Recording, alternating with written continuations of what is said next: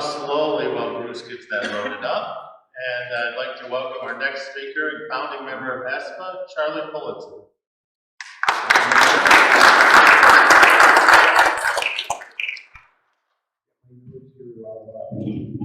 Bruce is finding it.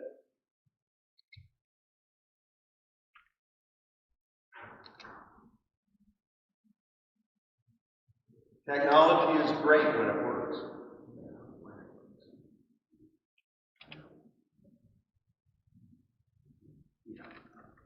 Now, one thing I'll say while Bruce is working on this, and we're getting close, is that I'm going to be mentioning a lot about Empire.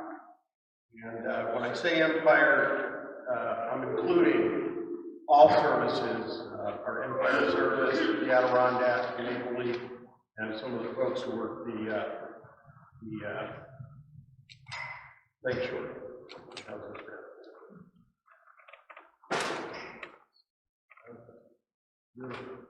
Alrighty.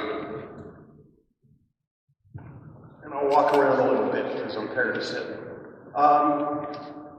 My name is Charles Poltenson. I'm a founding member. Again, I agree, 40 years, it's hard to believe. I was the first vice president, or president of vice, whichever way you want to do it. And then the second president, and Jeff English. Jeff, you were my vice, right? That's okay. And I was with the first president of ESPA, Jim Feeney, down in Philadelphia about a week ago.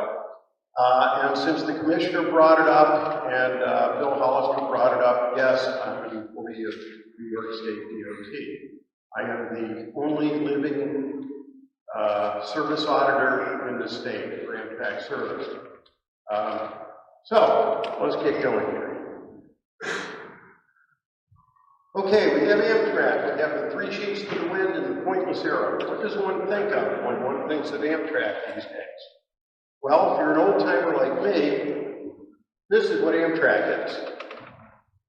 And this is in the very early days, from Penn Central to Amtrak, and you notice other than the paint scheme, there's not a whole lot of difference. Here we have an Empire service train along the Mohawk River, and in Syracuse with a interestingly painted silver meteor observation car. Those days are gone. And if you're really old like me, you remember this. Okay, so let's talk about our service, Empire and Adirondack. And if Amtrak marketing was here, they would be going ballistic because they don't like our logos. I don't care. All right. Again, we'll come up with this picture. This is the Salt City Express originating out of Syracuse. I think that was probably when we launched it. And the young fellow next to the 16, believe it or not, is me. That shows what 40 years of doing this turns you into. The inauguration of the Maple Leaf. Great service. You get any of our equipment with a bottle today, you probably break the equipment. Well, we think of trains. The shot over there on your left, I managed to get when I was out on Coast Guard patrol on the Hudson River. That was Rhinecliff. Our trains run in all weather and all over the state. And of course, being an intermodal planner for Syracuse for a long time, I had to get an intermodal shot of transportation up in Westport. And you'd be surprised how many of those we see. We think of the scenery we have out there. I mean, anybody rides down the river, the Hudson River is gorgeous. West Point, I never tire of seeing that. Lake Champlain, all seasons, at least during this winter, there wasn't any ice, so we didn't have to watch snowmobiles and pickup trucks go to the bottom. But what I want to talk about today is something that nobody talks about. Over 40 years of being in this organization, we've had these meetings, and we've heard politicians, we've heard executives from Washington, Philadelphia, DOT, whatever, and they all have their role. But I want to talk about the folks who make it all work, and I'm calling my presentation Soul of Empire. Because the people who are out there every day delivering the service, and I've had a real opportunity doing my job for the state to work with these folks on a daily basis. People tend to complain, get a bad conductor, get a bad experience. That does happen. We have 120 conductors, we have 68 engineers, 34 LSAs, just for Empire service, 175 mechanical people. I can't tell you how many station people. Occasionally, you'll get a bad one. There's like a small handful I'd love to see working megabus. But most of them care about what they do, and they do a wonderful job every single day. And I have to thank Jimmy Nemeth, who is a phenomenal photographer and also one of the best engineers out there on Empire service. So really tough. Empire is people. Just like I tell the conductors, I get a chance to talk to some of the classes when they hire new people. And I point out, it's a people business. There's nobody sitting in the seat. There's no reason for the university to pay for any of this. It's a people business. In the old days, we had, really going back, we used to have a saying, this guy needs to go back to freight service. Those days, thankfully, are pretty much gone. We have conductors, assistant conductors, station people. And if that window is not busted. I noticed that this morning. Stan at Schenectady is not calling the glass people to come and install it while they're waiting. Our food service people, our LSAs, Bob Belia, great guy, works out of Philly, or lives in Philly. And our engineers. I don't get to deal with too many of them because obviously I'm not on the head end. That's pretty restricted these days. But they're all professionals and they do a great job.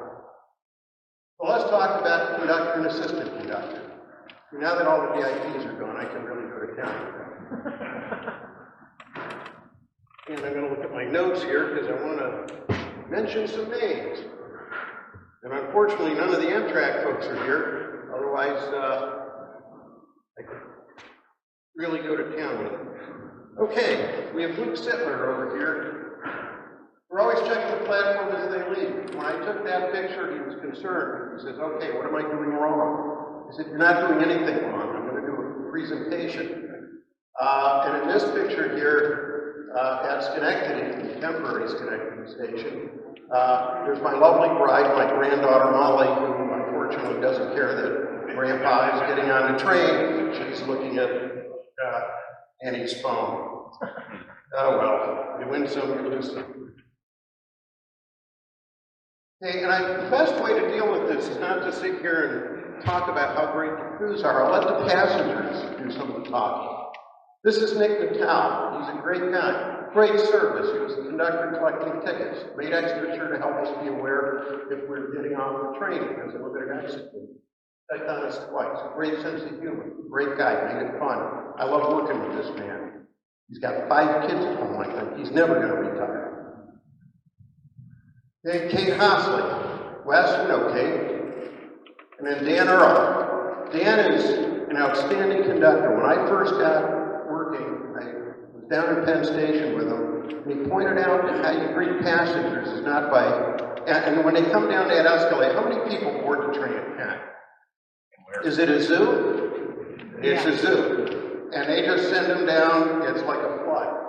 Dan always told me, he says, you don't point, where are you going? No, he says, open hand, you're welcome to board the train. Nice point. Normally you wouldn't pick something like this up, but I did.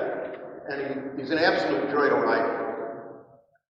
Joe Cross is awesome. Tried to make my connection to V-Trans. That's the bus that runs from Rensselaer on up into Vermont. Train was late. She assured them they would wait, called ahead to Albany to make sure. Friendly, proactive, super bright. Model Amtrak employee. And Alex, who's her sidekick on that. Again, Luke Sittler, he's in a good mood that day. He's told her and Alex he's in a good mood. And this is Ed Grant. Ed's relatively new. Phenomenal customer service. And if you look at these, they enjoy what they're doing. Now this gentleman is John Christman. And if I had to put all the compliments this guy gets, we would be going on for probably another 20 minutes. And he's good at fixing everything. And, you see, he was marvelous. Made a memorable day all the more wonderful. I don't have his last name, well, we knew. Crude, pleasant, and efficient. Not a single surly employee. Could we have said this 10 years ago? Not very well. And I will say one thing, in that a lot of the improvements we've seen over the 40 years, a great many of them happened under the watch of Wes Coates, who's sitting back there. Wes and I, on occasion, would bump heads, but we always did a damn good job. And John always has a smile. That day he's lucky, because usually I'd catch him without a name tag. And that's on my checklist. So, the gentleman on the left, I honestly can't remember who he is, and Laura Purakowski. Now, that picture of Laura is interesting, and I'll have another picture here. When Deb Sanderson was in charge of marketing, we had local marketing. We made 4 commercials that didn't cost a cent. And we did it with volunteers. It was done by Channel 10, and with all our crews volunteered to come down. And so we did it not with actors, but with our people. Because I was tired of seeing commercials with pictures from California. This is Empire Service. We've got Rick Simpson and Scott Wilson. They were a good team working up to Montreal. Rick came from the airline industry. Matt Conroy, he's with Todd Amtrak. Wonderful customer service, absolute joy. And Roger Paolini. One of the trips I was on with Roger, we went into emergency near Little Falls. The LSA shouted that the back door was open. And I never saw people move so fast. I was right behind them. An individual was trying to commit suicide off the back of the train. Luckily, he had dropped the air hose, and it hit, and of course, air got out, and we went into emergency. I gave him a special award from the state for that. Wow. And here's his AC, and he got his award. I had to track him down. That's Joe Alvarez. This is Todd. Todd was a conductor on 244 in Penn Station. When we had delays in Poughkeepsie for track maintenance, he walked through all the cars and explained the situation to all of us. Kind, went a long way to make people less angry. Great, and I hope he knows it. Yes, he does, because every time I ride with him, I thank him and tell him what a good job he does. Recent trip coming back from Philadelphia, I caught his train in New York. Girl missed her stop. She was in tears. I never saw such compassion. Marvelous employee. Anybody here ride with Marty Quinn? Oh yeah. So I don't need to say much about Marty, except he's very photogenic and he's marvelous. And if you go to Utica, you're going to get tomato pie. Does he also work as a part-time comedian? No. I think he does. Well, he should. He's that good. Mrs. Lauren Cross, the guy on the left, I think she's checking his ticket. Lauren is also very professional, does a marvelous job. Okay. Now, if I went through all the conductors, and I worked with literally all of them, we would be here all day. So let's talk about the lead service attendant for food service. This is not what you're going to get at the next ESPA, and this is not what they're serving on Amfleet.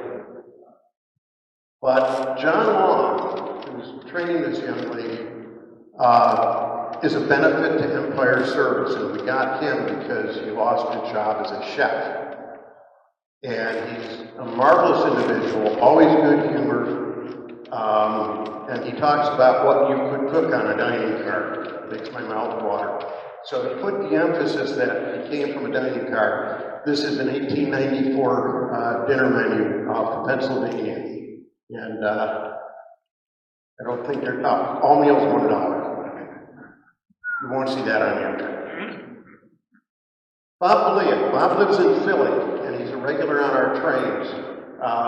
Despite 2-hour delay on our travel due to engine failure, warm smile, bubbly personality, fast, accurate service, fed, content, and he's always that way.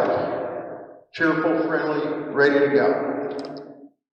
Tom Zemansky, he's another good one. He goes up to Montreal. Tom has always got a good humor.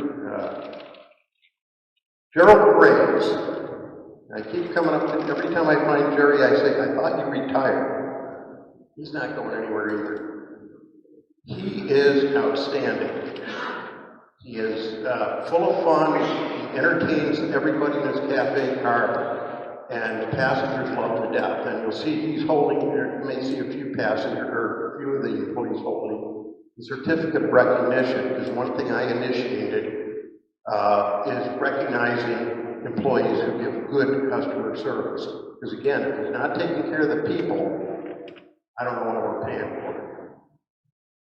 Now, the bald guy, we don't have to talk about him. We all know him. But this is the only way the LSA would agree to get their picture taken. And the lady on the left, she's now down as a ticket agent in Pittsburgh, and this one's off the extra board, but she does a nice job. Davinia was the LSA who spotted the rear door open that day on 64. And she got a special award from me. But again, I'm on Empire Train 283, departing Penn Station, headed to Utica on Black Friday. Absolutely wonderful. This has been a very tough Thanksgiving with an ill family member for me, and Davinia's smiling, happy, and helpful face immediately put me at ease, at least for the train ride. Excellent customer service, enjoys what she does, and I needed a smiling face. Every time I get on a train, even if she's turned back, I see that flower, I know I'm in for a good trip. Does a wonderful job, and I thank her every trip. This young man is Tom Lochner. Tom Lochner is an LSA on the train to Rutland, which I don't take because once it turns right up Whitehall, I'm out of New York. Tom is acting superintendent, or acting supervisor for our food service. He is so on the ball. He's on the platform for every departure, making sure the LSAs have everything they need, and he's just a phone call away. This guy is an asset. Amtrak doesn't know that. They make a lot of bad hiring decisions. This guy's good. We'll talk about station staff. Hey, Stacy over at Schenectady. Stan, and again, he's calling for the window replacement. Stan Zay and Stacy have both received awards from me for outstanding service. Anybody who's gotten on at Schenectady when they're doing the construction probably know them. And then, just double check my name here. Make sure we're right. Ah, yes. Diana up in Saratoga and Carmelo in Albany. And the umbrella is part of the awards as well. You don't get just a certificate, you get an umbrella. And then we go to Syracuse. And again, the guy getting off the train at the fair, I think they were just thanking him for riding. Now, this individual on the left with the happy retirement, this is Jim Gallagher. Jim has been with Amtrak a very, very long time. He was a ticket agent, lead agent in Syracuse, good friend, outstanding individual, great customer service, and we went up for his retirement. So couldn't have a slide here without him. And then you have, got his mind just went blank. Yeah, Brian, over in Utica. And there are a lot more, so I can't go through them all. I thought the machine. Oh, no. He started blinking. Oh, okay. Okay, now we'll cover engineers. And since I don't have to deal with too many of them, we have 68 of them. These guys care an awful lot about their job. And one thing I want to say about the engineers real quick is that when I travel, because of the professionalism of these folks, I feel confident and safe with these guys at the throttle. Some days, the railroad being the railroad, things don't go well, and there are tragedies. And the thing I want everybody to remember is they tend to forget, especially in the media, that the guys in the head end, there's no steering wheel, and you can't swerve, and if you dump the air, you're going about a mile before you stop. So if something goes wrong, it's on their watch. And their fathers, sons, brothers, uncles, moms, dads, sisters, we have female engineers as well. And I've been lucky. I've had 2 attempted suicides in my time out there, 1 mudslide, and debris on the tracks. Luckily, with their professionalism, everything came out well in all the cases. But remember these guys, because they're your neighbors. The guy on the right, anybody remember him? He's still out there. Brian Gallagher and Mike Keeling runs north to Montreal. There's a change of crew at Syracuse at night, and it's probably 283. And then over here on the right, we have Dave McGill, who's an excellent engineer, with our most senior conductor, Glenn Seymour. And I think Wes, is he number 1 on the roster now, nationwide? He will never retire. Okay, mechanical. I'll just go through this really quick. We have 2 basic mechanical areas that we work with. We have Rensselaer and we have Niagara Falls. Rensselaer, the comment was recently made that, hey, we were shocked somebody came through the train to collect trash. And I will admit that position has been filled at Rensselaer. They will now be hitting every train but 63 to try to keep it clean. We're working on windows. Here, the car wash is out. This was an experiment they tried, but the car washes are all back up and running. Gentleman here is Howie. Howie is miraculous. He's a mechanical guy from Niagara Falls. Those guys don't have a maintenance facility. They work outside at night. And as Howie explained to me, these amp fleets may all look the same, but because they've been refurbished so many times, they look the same on the outside, they're not the same on the inside, so trying to fix them is a challenge. This gives you an idea of what they deal with at night. That's before we left in the morning, and of course you have the team here at Rensselaer ready to go.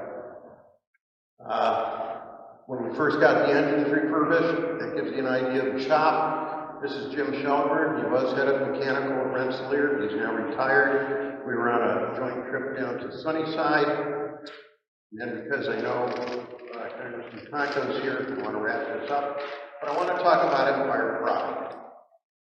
Again, the TV commercial. Deb Sanderson, believe it or not, that's Deb's mom. She came out to do it too. And John Shook and Huey from Syracuse came in on their day off to do the commercial. They had a great time doing it. We developed a really good commercial. It was out of people.